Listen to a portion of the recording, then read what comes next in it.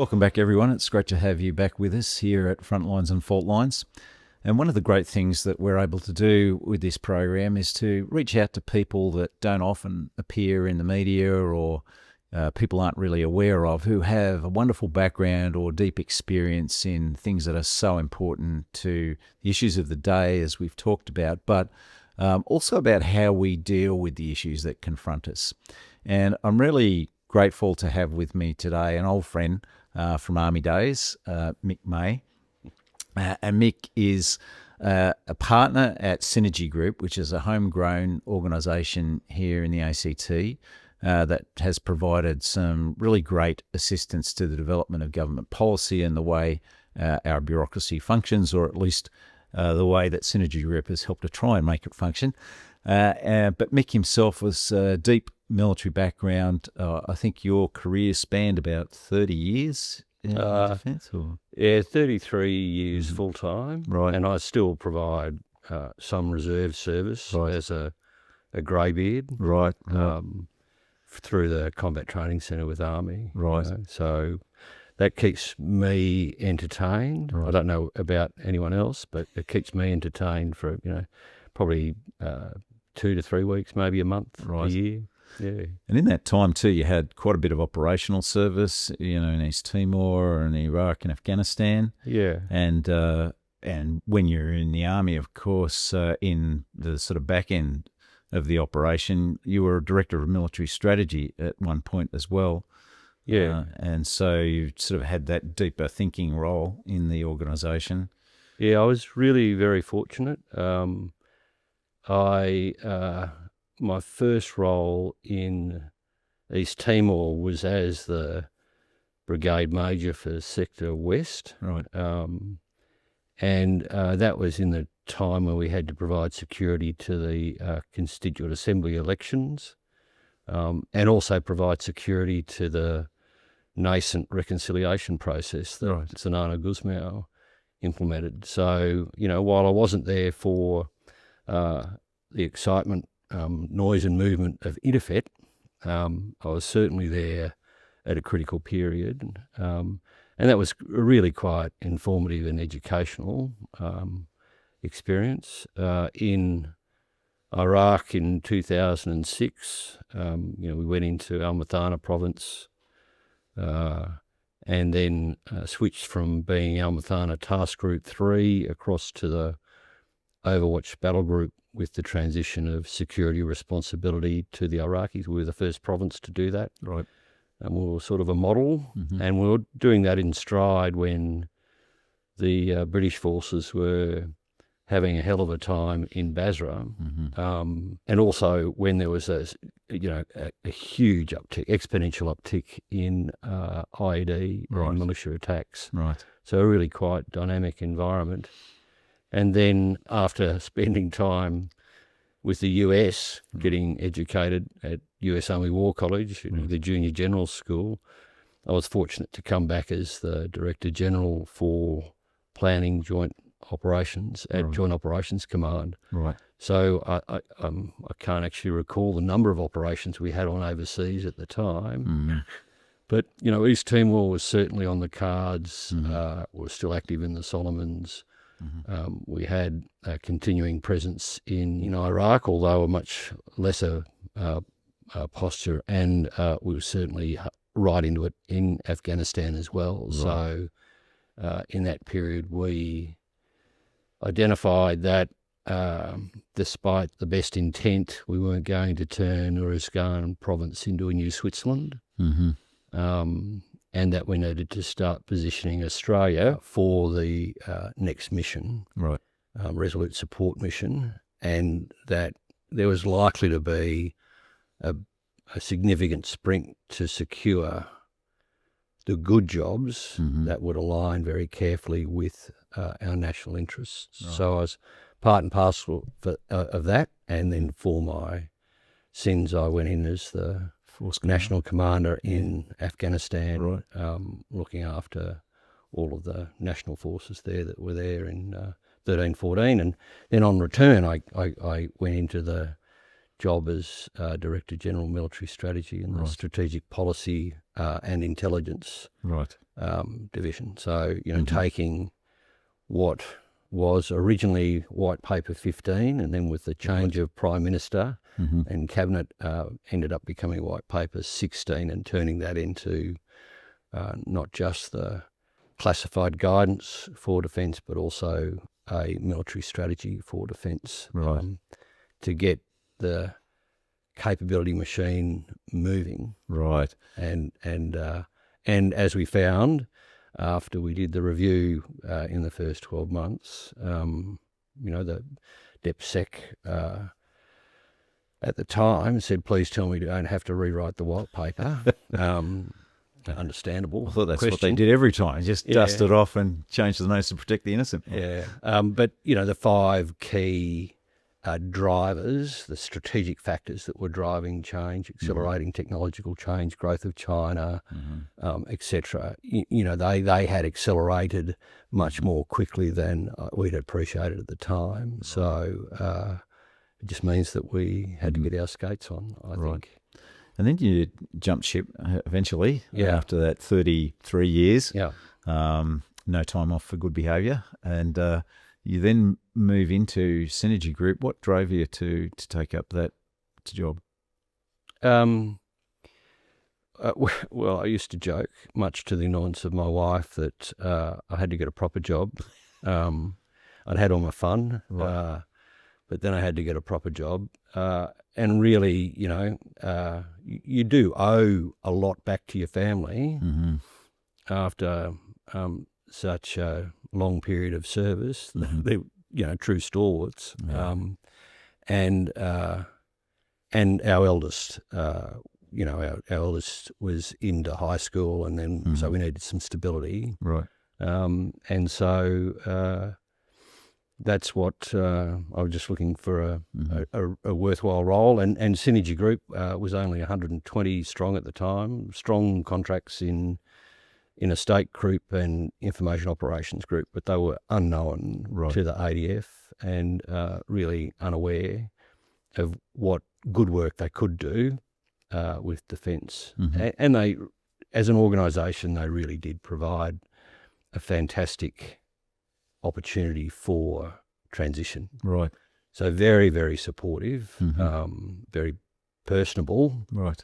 And caring. So, over now 7 years, we've managed to build quite a trusted organisation that delivers great work across the Commonwealth Government and increasingly to state and territory governments, that actually cares deeply for its people. So, and that, we've gone through a number of iterations where that's been tested, including COVID, and the firm's response has been first rate. From a strategy perspective, a lot of particularly the big multinational firms, business first, people second. But when the coin of your realm is the professionalism of your people, and their willingness to actually invest a lot into really sticky, difficult problems across government, then people first, and they'll return the loyalty. Right. So I suppose it gave you the opportunity to really continue to put back and serve the country in a different way, one that was more congenial for family life, which, the unsung heroes of the whole ADF story are our families in the background. So it's good that you're able to make that adjustment. But also you pointed to the fact that, you're moving into a time when you come into Synergy Group that you've got a really challenging, evolving environment happening internationally and from a strategic point of view, how governments address all these issues. And the pandemic surfaced some things that, sort of play into that a little bit when we start talking about what does it expose in terms of your vulnerability and supply chains. What do these emerging threats mean to us? What does this whole Xi Jinping created China dynamic mean for us?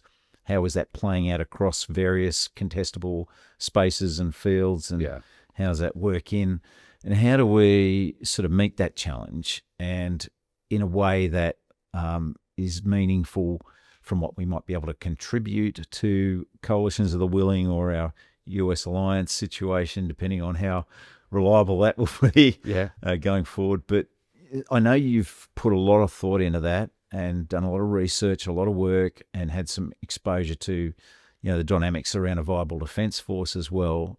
So what were the sort of the first steps you took on the thinking of how we build national resilience around all this? Big question. My initial work out of defence was that really heavy lifting that comes from taking policy guidance, and we didn't really have a strategy with the White Paper 16, I'd say, but taking that policy guidance and then doing the really hard yards, the heavy detailed analysis and thinking to actually turn that into something that people can action. Right. And then, doing that in such a way that defence could then focus on the capability that it needed to deliver in time. And it was a pretty dynamic period of time. The new Information Warfare Division was still conceptual, needed to be implemented, and it needed to not just have the policy guidance, but also the tools to be able to do what it needs to do. Joint warfare capability, the system wasn't necessarily as glued up as it needed to be to meet the demands. And as I mentioned before, the strategic environment was, accelerate. The changes in the strategic environment were accelerating in, I'd have to say, unpredictable ways. You just look at the growth in technological capability in China over the last several years. Back in that time, we were still having a whinge and a moan about them stealing state secrets, etc. Industrial espionage and the like. Which, were probably reasonable concerns, but now they're accelerating well past us.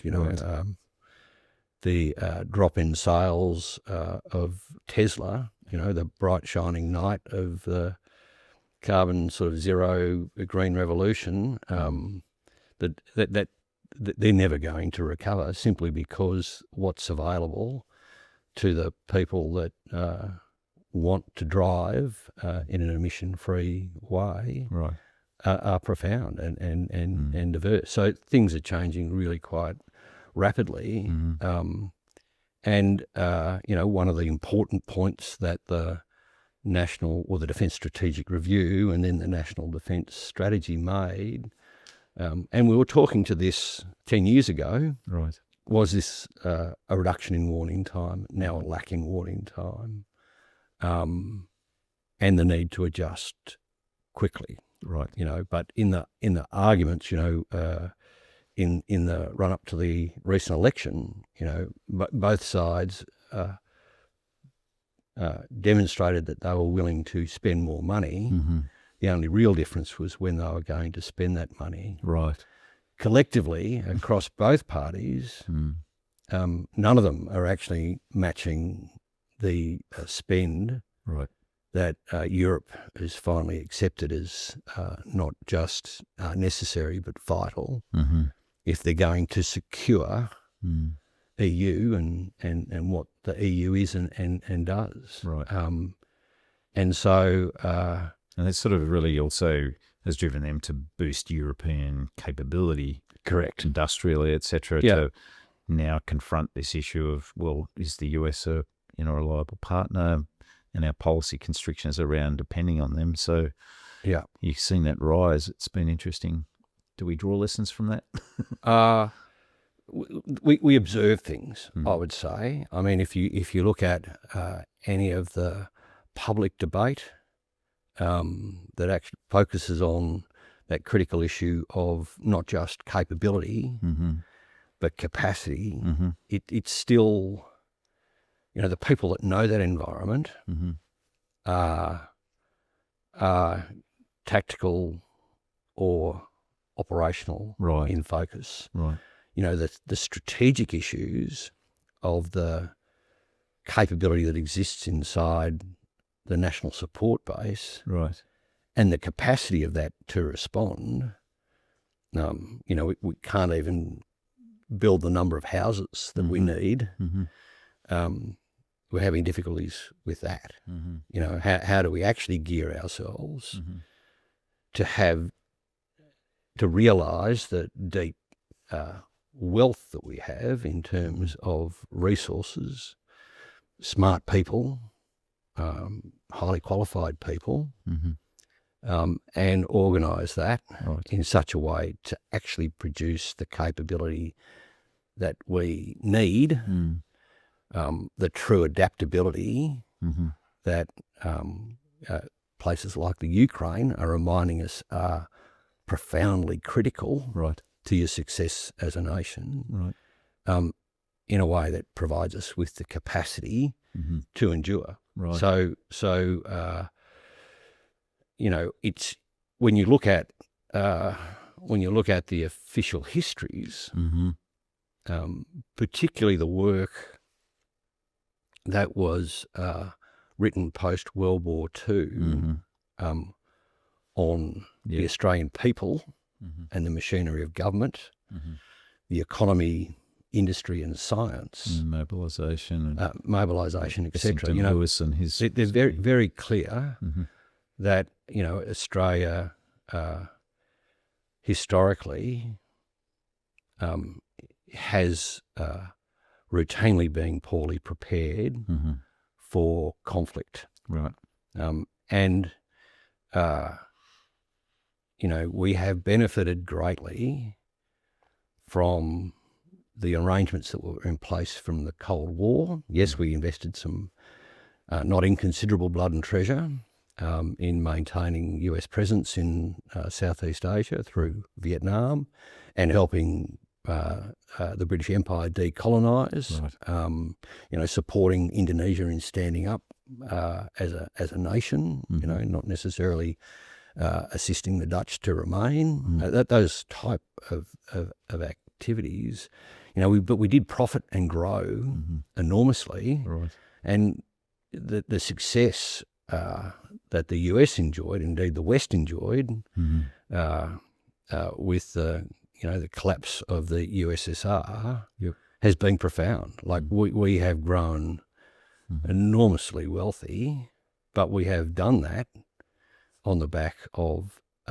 resources, extractive industries, the significant growth of services industries,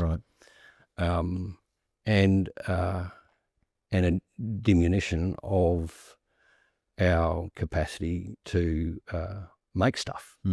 It's such a critical thing that, I mean, you pointed to that experience in World War II, how we industrialised. We weren't really a seriously industrialised nation. We were mining and very dependent on primary industry, etc., and some processing around that. But just the start point that the country had to begin that process of industrialising, and then the thought that went into even starting in 1943, how we transitioned that military focus into civilian industry was there. But then we now are in this period where they particularly talk about the smile curve, where we've got the West is still sort of really dominating the design end and the marketing end of a lot of technology and products these days. But the small part of it is that we've contracted out to China and these other countries the innovation and the technology and the production phase of it. And I guess this is partly what Trump's latching onto.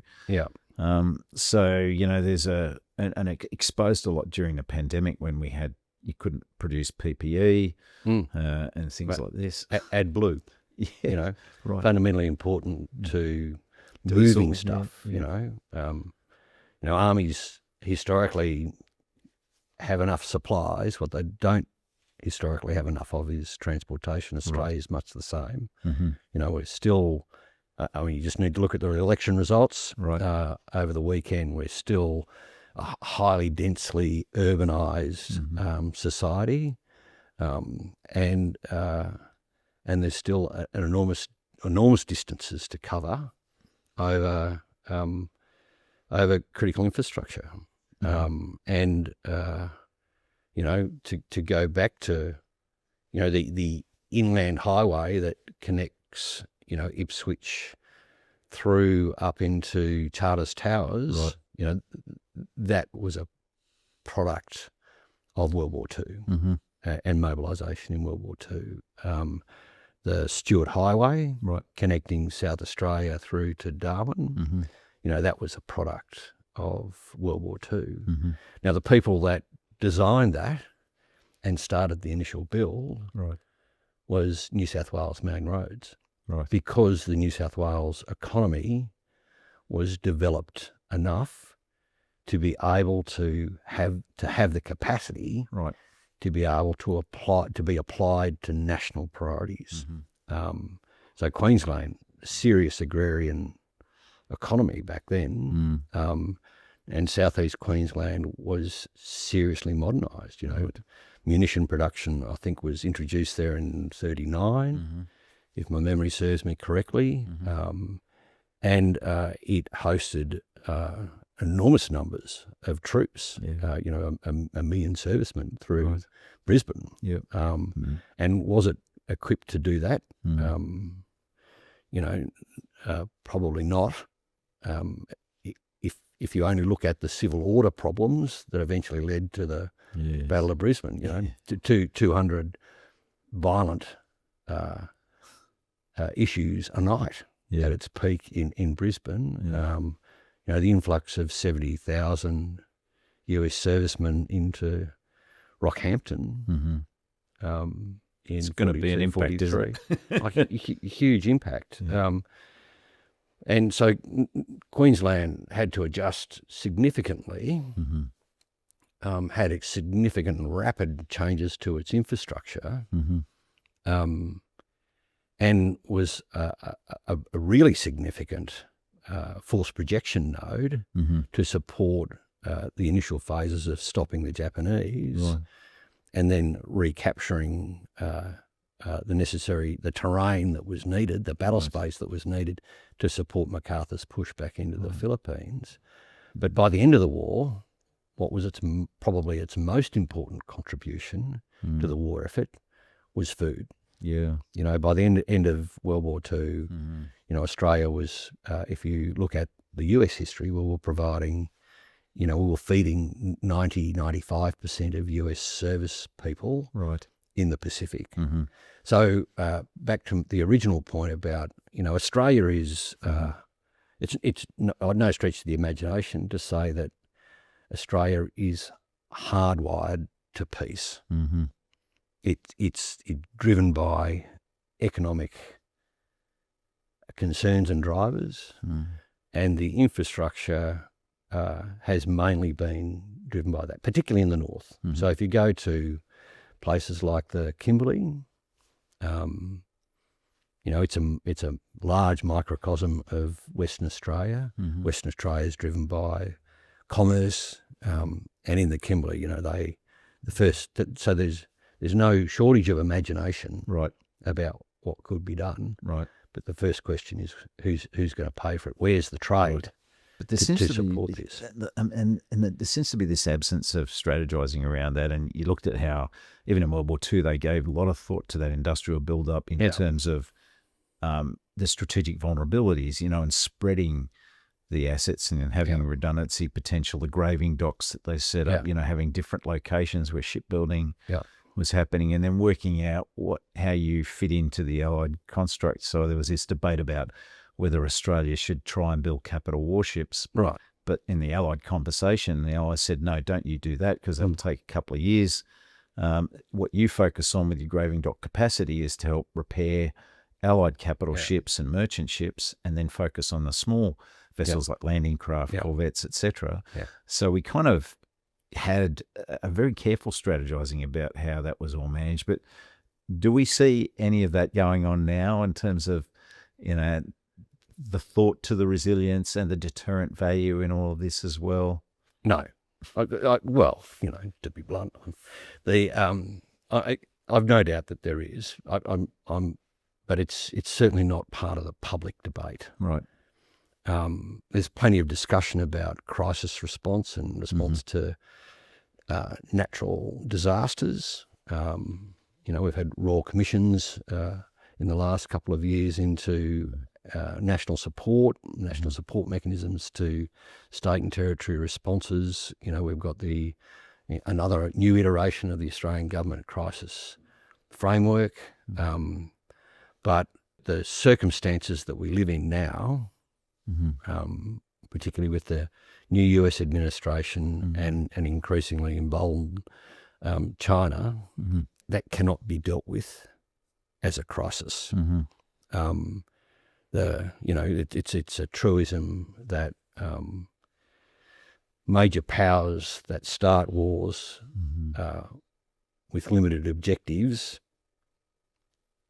rarely retain the limitations of those original aims. Right. So, there is no doubt that if there was conflict in the Indo-Pacific and focused on Taiwan, right, there would be a significant disruptive effect, both from a geostrategic security perspective, but also from an economic perspective as well. And the leeway, because we are wired for trade and being economically successful around extractive industries,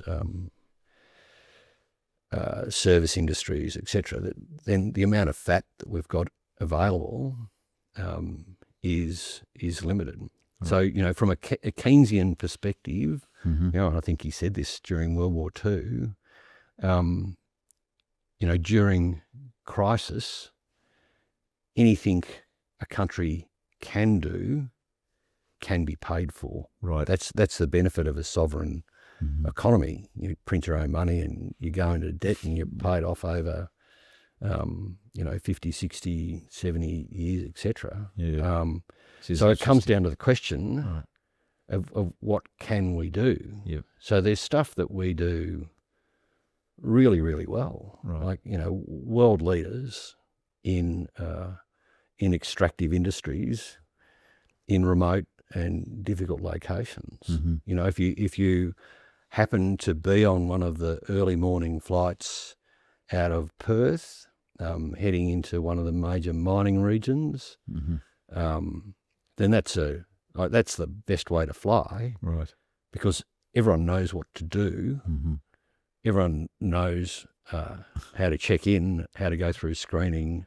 Right. They all. It's just one continuous thing of time and motion. I think you were telling me they've automated some of these domestic terminals now for the process. Right. Correct. And they design them for scaling. Right. And highly, highly efficient. So that is another example of things that we do really, really well. Right. So we do have the capacity in Australia to move large numbers of people. Large numbers of people, highly qualified people, right, with scarce qualifications and experience, right, not just across a state, but nationally and internationally as well. We can do that. So building a camp is not a problem. Why would you? If that's something that you can scale when you need to, why would you invest in it now? So there's stuff that we can do and do well. There's this, and that's tightly aligned to the economy. There's stuff that we do well, but just isn't economical. And I think, the number of small to medium enterprises that are doing, super smart work in the defence sector, in order to be sustainable, they have to go and find an economy or a circumstance like the Ukraine that can support their growth and development. So in a time of crisis, if money flows, then they're supportable. But you want to have enough of those smart people doing smart things in the bank, right, before the balloon goes up. So Right. you've actually got that rump that can scale. Right. There's stuff that we can't do, and importantly, it's not because we're not smart. It's not because we don't have the materials necessarily, right, but it's just that we don't have the critical mass right, in Australia to be able to scale that Right. in time. right. And we might, I think that's really worth teasing out more too. And also the issues around budgetary management of surges and Right. how it relates to the timing of deterrence and all that. I think these are issues that I'd love to tease out with you in the next interview. So, but what we'll do is we'll call it quits for today, Right. and that'll be the end of this program. But we will follow up with Mick in the next program to tease out more of that conversation. There are really important things to talk about when we look at the issues around the industry construct and how we manage those issues of surge and bust in sort of investments, and so many more. So look forward to talking with Mick in the next program and teasing out those issues more. So thanks for being with us, and we'll see you again shortly.